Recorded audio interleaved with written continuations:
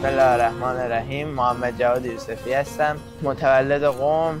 چند سالیه که خادم هیئتم و در بخش تدارکات نوکری میکنیم.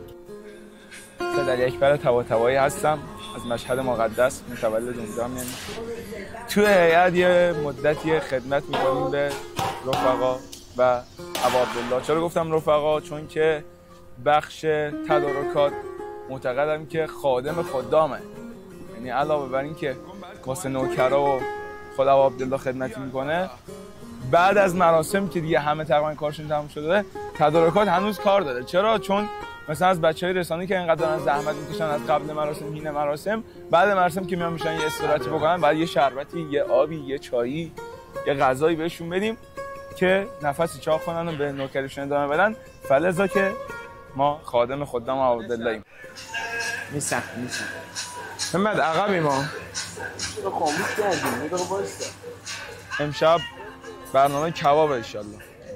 کبابم کارش از شب قبله. از شب قبل رفقا شروع کردن مجاز زدن، گوش شق کردن اینا. فلذا این وضعیه که می‌بینید دیگه داره ریا میشه. ریا پشت مغلاپونا میدادیم راحت بود.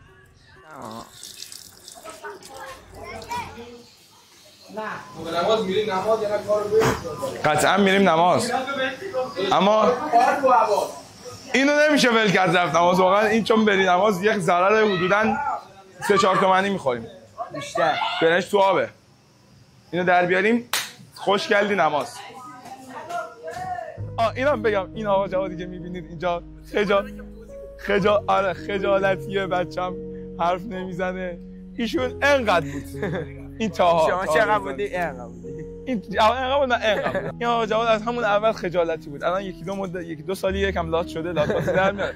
الانم روش میشه جلو دوربین. وگرنه که آره، اینم ما یه رفاقت تقریبا 8 ساله‌ای میشه داریم.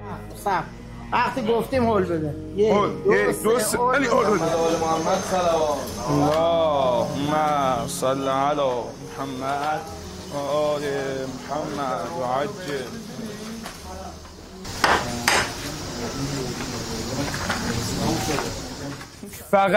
فقط نگاه اهل بیته.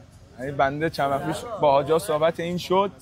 یکی از بچه‌ها مادرش اومد گفت حاجا این بچه من صبح بیدار میشه میگه بریم هیئت. این هیئتتون چی داره؟ حاجا فهمیدم فقط نگاه اهل بیته، هیچ دیگه نیست. اون ظرف موقعی بالا هم بعد بیاریم. اونا پس فردا. دیشب آینده که خب فردا نشستن مهم نیست، پس فرداش بریم یک شنبه بیایم.